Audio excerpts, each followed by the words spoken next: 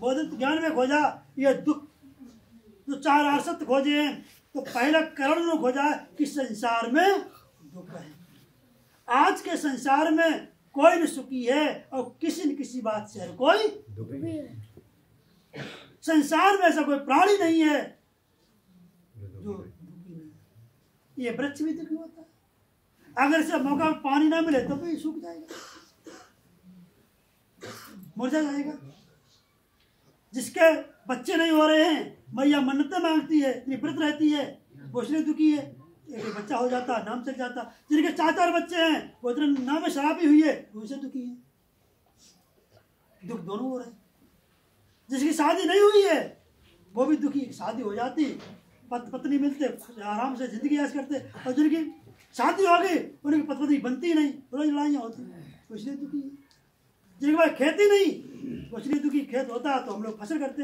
जिनके पास इतनी अपार खेती कि बच्चे खेती में जाते ही नहीं। तो बुद्ध ने क्या कहा, आज के संसार में कोई नहीं सुखी है और किसी न किसी बात से हर कोई दुखी है। अगर आपका सम्मान नहीं हो रहा तब भी दुखी। तो इसलिए बुद्ध ने क्या कहा, ऐसा कोई उपाय नहीं जिससे कि जन्मी लोग ना मरे। बुढ़ापा प्राप्त करके भी सभी को मरना होता है, ऐसा प्राणियों का स्वभाव है। और भगवान बुद्ध ने कहा, हे भिक्षुओं, जिन लोगों ने कहा स्वर्ग की बात, तो भगवान बुद्ध ने कहा, हे भिक्षुओं, मेरी बात को गौर से सुनिए। जो व्यक्ति कहता है वह स्वर्ग में, मैं आपसे पूछना चाहता हूं, क्या इन्होंने आपको फोन किया बेटा मैं स्वर्ग में हूं, क्या सपना दिया? कुछ नहीं, यह मेरी मनगढ़ंत कहानियां हैं। और मनगढ़ंत कहानी को हम एकदम सच्चा नहीं मान सकते हैं, क्योंकि बुद्ध ने क्या कहा कि जिंदा व्यक्ति वहां जा नहीं सकता है और मरा व्यक्ति वहां से आ नहीं सकता। फिर किसी ने बता दी ये बीच की बात, और बीच की बात में पता नहीं क्या क्या हो गया, कोई गारंटी वारंटी नहीं। और भगवान बुद्ध ने कहा, जैसे पके हुए फलों को प्रातः गिरने का भय रहता है, वैसे ही नित्य प्रत्य प्राणियों को मरने का भय रहता है।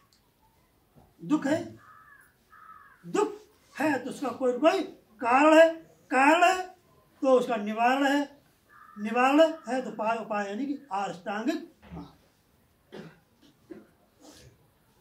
जैसे कुम्हार द्वारा बनाए गए मिट्टी के बर्तन को एक न एक दिन फूटना पड़ता है, वैसे ही सभी प्राणियों को इस संसार से एक न एक दिन जुदा होना पड़ता है। कुम्हार मिट्टी के बर्तन बनाता है, मेरी माता बहनी लाती हैं, अपनी बहू से कहती हैं, देखो बहू बेटा, ये मेरे सास के हाथ की निशानी है, इस मटके को संभाल के रखना। तो बुद्ध कहते हैं, ये मटका कब तक संभाल के रखोगे? एक दिन ऐसा आएगा ही ये मटका फूट जाएगा। उसी प्रकार ये मेरा शरीर, इस शरीर को सुंदर बनाने के लिए मैं तरह तरह के क्रीम पाउडर लगाते हैं, क्या क्या यंत्र लगाते हैं, मेरा शरीर सुंदर हो, मेरा शरीर सुंदर दिखना चाहिए। ये बुद्ध ने क्या कहा कलाम सूत्र में, कितने अच्छे कपड़े पहन लो, कितना अच्छा शरीर है, लेकिन तुम्हारे अंदर के विचार अगर गंदे हैं तो ये सुंदरता किसी काम की। हम भले कपड़े अच्छे नहीं पहने, हम भले दीन गरीब हैं, अगर मेरे विचार सुंदर हैं तो ये सुंदरता तुम्हारी किसी काम की नहीं। आपने कितना अच्छा मकान बना दिया, ऐसी फिट करवा दी, संगमरमर लगवा दिया, बहुत अच्छा मकान है, और मकान में रहने वाले लोग अच्छे नहीं हैं तो ये मकान किसी काम का। अरे टूटी झोपड़ी लोग रह रहे हैं, अब सास बहू मिल करके भोजन खा रहे हैं, सब लोग इकट्ठा खाना खा रहे हैं, तो वो लोग तुमको हरा देंगे। करुणा मैत्री बाबा साहब से सीखिए। जब बाबा साहब का बेटा राज रतन खत्म हुआ, जिस मैया का लाल मर जाए और उसका पति बाजार जाए तो तुम क्या कहोगे? कहाँ चले? भैया मट्टी धरी तो बाजार पड़ी। अनुमान लगाइए मेरी माता बहनों, ये तस्वीर बाबा साहब की लगी हुई है। जब इनका बेटा राज रतन खत्म हुआ, इधर मैया रो रही है, बाबा साहब कमरा में अपने अंदर तैयारी कर रहे थे, कहाँ के लिए? लंदन जाने की। हमें तुम्हें जाकर कहते काम ही नहीं। तब बाबा साहब चलने को तैयार हुए तो रमाबाई ने हाथ पकड़ा, कहा कहाँ जा रहे हो? कि मैं लंदन जा रहा हूँ। अगर मैं आज लंदन ना गया, हे रमाबाई, मैं एक बेटे के लिए एक करोड़ों बेटों को नहीं मार सकता हूँ। अनुमान लगाइए बाबा साहब की जो करुणा है, पूरे पूरे समाज के लिए, देश के लिए बाबा साहब लड़ रहे हैं।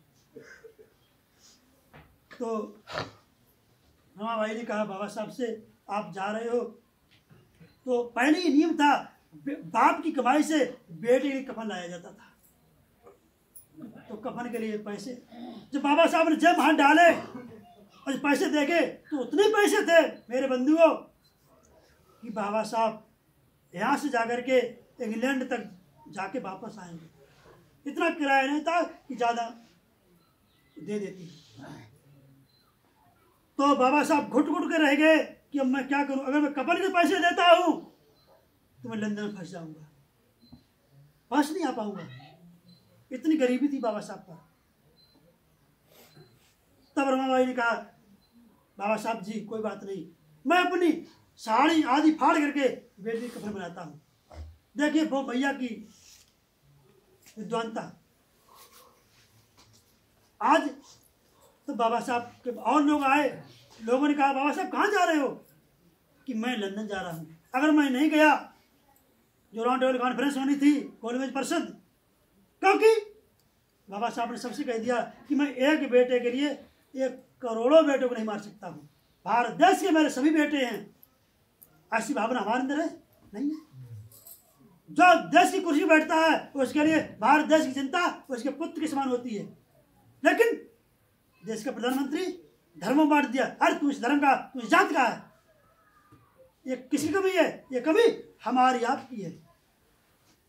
हम जाए मजे मस्त, हम भैया जाई जाते गए, हमारी निष्ठा मरी। हम तो भैया मैं तो रहने पत्र उठे हमें कुर्सी कहाँ धरी। ये बाबा साहब ने कहा नहीं, अगर आप शिक्षा प्राप्त करो तो आपको ये कुर्सी मिल सकती है। आज देश में कोई कुर्सी बाकी नहीं है। ये देन किसकी है? इस संविधान की देन है। कोई पद बाकी नहीं है। एक पद बाकी था राष्ट्रपति का, वो भी माननीय श्रद्धेय प्रतिभा पाटिल जी ने पूर्ण कर दिया। अब मेरी माता मैंने घूंघट बनाए बैठी रहती। ये घूंघट क्या है? घूंघट का जिसे इतिहास पढ़ दोगे उस दिन याद आ जाएगा कि मुझे घूंघट क्यों बताया गया। इतिहास पढ़िए ना। इसलिए मेरी माता बहनों, आपने सारे पद प्राप्त किए भारत देश में, सब कुर्सी संभाली हैं। इस प्रकार से हमें बुद्ध ने जो हमें मार्ग दिया है उस मार्ग पर मैं मानता हूं ये सारा संसार इतना दुखमय है, इनके लिए मत रहो। जो व्यक्ति आया है वो जाएगा। और बुद्ध ने क्या कहा? अगर लोग मरते ना, जो प्राणी जन्म लिया है अगर वो ना मरता तो इस पृथ्वी पर जो सुई की नोक है इतनी जगह नहीं मिलती। इतने संसार में लोग मरे हैं। अगर सब लोगों को हड्डियां खट्टी की जाती है तो आज हिमालय की ऊंचाई की चोटी कम पड़ जाती। मेरी माता बहनों, संसार में मेरी माता बहनों ने इतने आंसू बहाए, इतना दुखिया संसार है। अगर तुम लोग आंसू इकट्ठे किए जाते आज समुद्र का पानी भी कम। तो इसलिए बुद्ध ने क्या कहा? छोटे और बड़े मूर्ख विद्वान सभी मृत्यु के बस में चले जाएंगे, इनको कोई बचा नहीं पाएगा। जब कोई मृत्यु का बिछुड़ता है तब हितू रिश्तेदार कोई किसी की मदद नहीं कर पाते हैं। सभी को संसार से जाना है। बुद्ध ने क्या कहा एक जगह कि बेटी होती है कन्यादान तक और बेटा होता है मकान तक, पत्नी होती है मकान तक और सगे संबंधी होते हैं शमशान तक। इस शरीर काया के लिए कोई जात पात की बात नहीं। क्या एक शूद्र को दर्द नहीं होता है?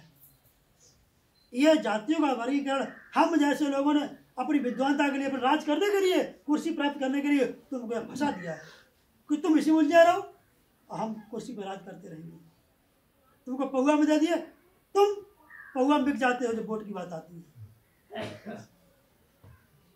तो तुम तो कहाँ रहोगे? इसलिए जो विनाश की जन्नी शराब है, इस शराब को छोड़ो। तो इसलिए बाबा साहब ने कहा और तथागत बुद्ध ने कि बेटी होती है कन्यादान तक। जब तक बेटी को हम शादी नहीं करते हैं तब तक वो माता पिता कष्ट में रहती है, और शादी करने के बाद में माता पिता कष्ट ना रह करके वो अपने पति की कष्ट में पहुंच जाती है। बेटा दाह संस्कार, अग्नि देना। बेटा होता है तो चिता में दाग लगाना बोलते हैं। पत्नी रोएगी पीटेगी, अपने पति को इस देरी से बाहर कर देगी, फिर साथ नहीं जाएगी। हितु रिश्तेदार आएंगे, इस देहरी से लेकर के और शमशान तक तुम्हारा साथ दे सकते हैं। तुम्हारा साथ देने वाला है तो केवल एक ही चीज रही है, क्या? वो क्या है? वो केवल तुम्हारे कुशल कर्म और अकुशल कर्म, वही तुम्हारे साथ जाएंगे और दुनिया में कोई चीज साथ नहीं जाएगी, कितनी कमाई कर लो। क्योंकि भगवान बुद्ध ने कहा जब व्यक्ति का जन्म होता है तब उसका कोई नाम नहीं होता है। आज ये तस्वीर लगी है, आप बांस बता दोगे ये तस्वीर किनकी है? सूर्यलाल जी की। बुद्ध क्या कहते हैं? जब व्यक्ति का जन्म होता है तब उसके पास केवल सांसें होती हैं पर कोई नाम नहीं होता है। आज जब व्यक्ति की मृत्यु हो गई, मृत्यु होने के बाद में तब उसके पास क्या होता है? तब केवल नाम होता है और कोई सांसें नहीं। सांस और नाम के बीच की जो दूरी है वही मेरा जीवन है, वही मेरी जीवन यात्रा है। तो इस प्रकार से मेरे बंधुओं, हमें संसार में भगवान बुद्ध ने कहा है कि लोग 3 चीजों के लिए मेहनत करते हैं कि मेरा लिबास अच्छा हो, मेरा नाम ऊंचा हो। अपने नाम के लिए क्या लोग करते हैं? मेरा नाम ऊंचा होना चाहिए, मेरा लिबास अच्छा होना चाहिए और मेरा मकान खूबसूरत होना चाहिए। त्रिलोक सागर बुद्ध ने कहा इंसान के मरते मरते ही प्रकृति ने तुम्हारे 3 चीजों को बदल दिया है। नाम तुम्हारा स्वर्गीय बदल दिया है, लिबास तुम्हारा कफन में बदल दिया है और मकान तुम्हारा शमशान में बदल दिया है। तो इसलिए त्रिलोक सागर भगवान बुद्ध ने कहा जो व्यक्ति जीवन की 5 सच्चाई जानता है वो व्यक्ति इस संसार में दुखी नहीं रहता है। दुख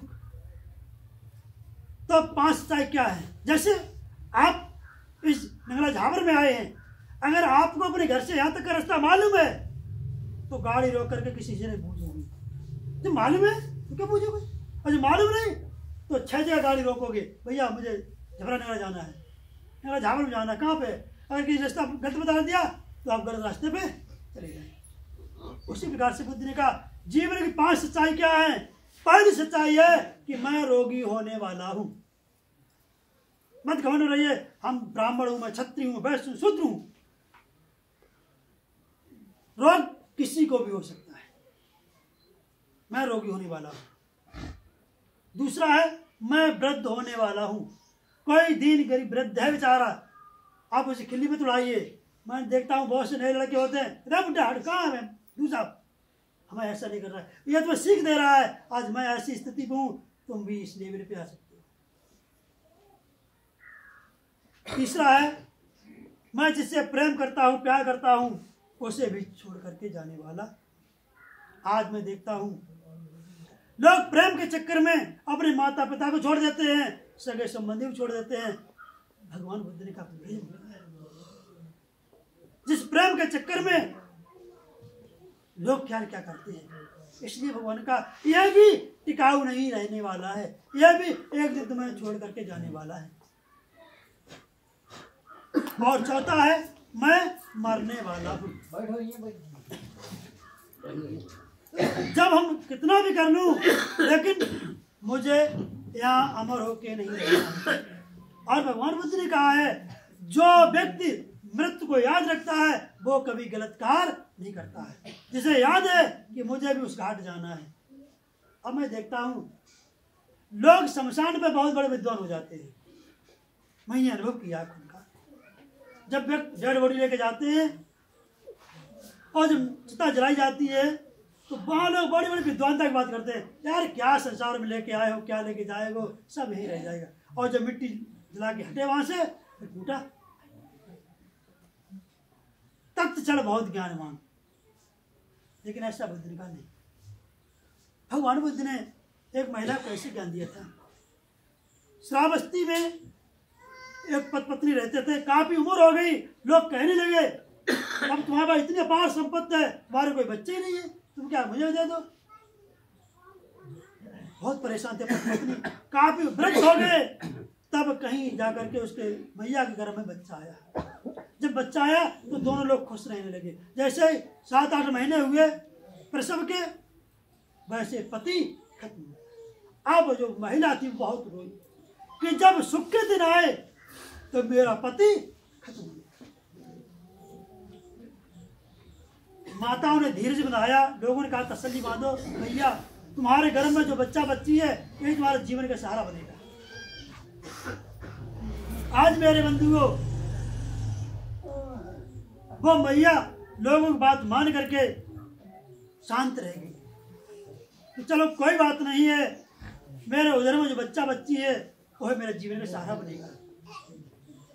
आज बंधुओं,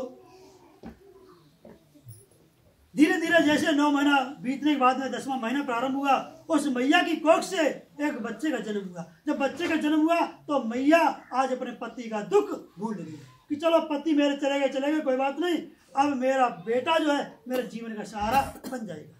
क्योंकि हर माता पिता की अभिलाषा होती है मेरे पुत्र के जीवन सहारे, और स्त्री को कभी अकेला नहीं छोड़ा गया है। जब वो लड़की होती है तब वो माता पिता की कस्टडी में रहती है।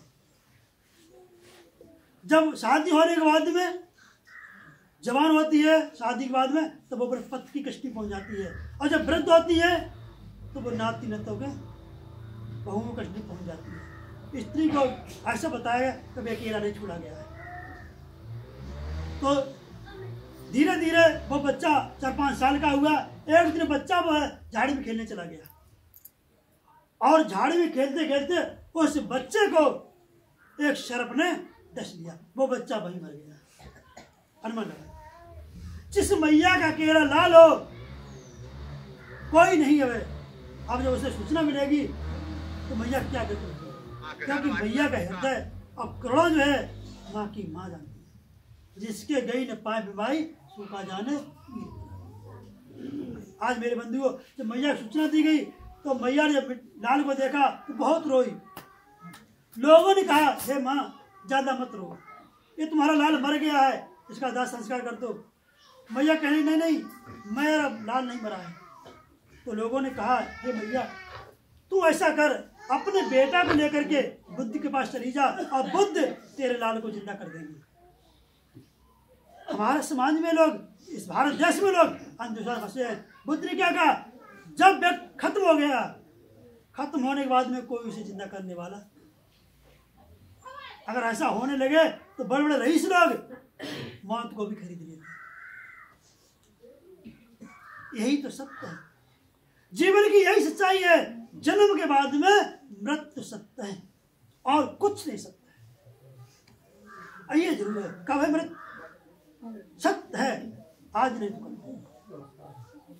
तो इसलिए आज जो है वो भगवान बुद्ध के पास में आई और बुद्ध से कहा हे भगवान मैंने ऐसा सुना है कि तुम मरे हुए लोगों को जिंदा कर देते हो। बुद्ध ने बहुत ज्ञान दिया, बहुत उपदेश दिए। मैया हाथ जोड़ के बोली भगवान मुझे आज तुम्हारे ज्ञान की आवश्यकता नहीं है, मुझे अपने लाल की आवश्यकता है। तब भगवान बुद्ध ने कहा हे माँ तुम उस नगर में चली जाओ और वहां से एक मुट्ठी सरसों ले आओ और मैं तुम्हारे लाल को जिंदा कर दूंगा। मैया चलने लगी। बुद्ध ने कहा ठहरो। मैया कह रही भगवान देर हो जाएगी, वो शुभ घड़ी निकल जाएगी। तो भगवान बुद्ध ने कहा हे माँ तुम सरसों उस घर से लाना जिस घर में कभी कोई मरा। आज मैया गांव में गई, पहले एक कुंडी खटखटाई, एक भैया निकल के आया और भैया से कहा भैया अगर तेरे घर में एक मुट्ठी सरसों हो तो मुझे दे दे, मेरा लाल मर गया है, मैं बहुत दुखिया हूँ, मेरा लाल बुद्ध जिंदा कर देंगे। वो भैया कहने लगा हे मैया तू एक नहीं 2 मुट्ठी ले जा, तेरा लाल जिंदा हो जाए। जैसे सरसों देने को तैयार हुआ, भैया कहने लगी ये बता भैया क्या तेरे घर का कोई मरा तो नहीं। वो भैया कहने लगा अरे अभी तो 1 वर्ष नहीं हुआ मेरे माता पिता मर गए। कहने का मतलब पूरे नगर में ढूंढ किया, ऐसा घर नहीं मिला। आज उसे एकदम ज्ञान हो गया कि वाह बुद्ध तुमने जरा से सरसों से मुझे ज्ञान करा दिया, तुम सारे संसार में मृत्यु आई है, तो मेरा लाल मर गया तो क्या हुआ। अभी पूरे भारत देश में लॉकडाउन था तो क्या दिक्कत है, अगर केवल लॉकडाउन जाएगा वो किलो हो तो आधे लोग भगा के मर जाते हैं कि देखो हमारे गाँव लॉकडाउन हम लोग। जब प्रकृति का जो नियम होता है तो इसलिए वो बुद्ध के पास लौट करके आई और कह लगी, तब बुद्ध ने कहा माँ लाओ सरसों। तो भगवान बुद्ध से मैया कहने लगी, भगवान तुमने मुझे सरसों से क्या करा दिया, तो सारे संसार में मृत्यु आई है, तो मेरा लाल मर गया तो क्या है, ये तो मेरा बैंक बैलेंस था, किसी अगले जन्म में मैंने धोखा दिया हुआ बच्चा मुझे देखा देखा चला गया, ये मेरा बैंक बैलेंस है। तब भगवान बुद्ध ने कहा, भैया जन्म मरण दुख रोग बुढ़ापा और रीति बने विपरीत, भूख प्यास दुख और भारी जा से दुखी सभी न, तुम्हारे जन्म के बाद में ये सारी क्रियाएं हुई। तो इस प्रकार से हम लोग जो है संक्षेप में समय को देखते हुए इसको एक बार विराम देते हैं।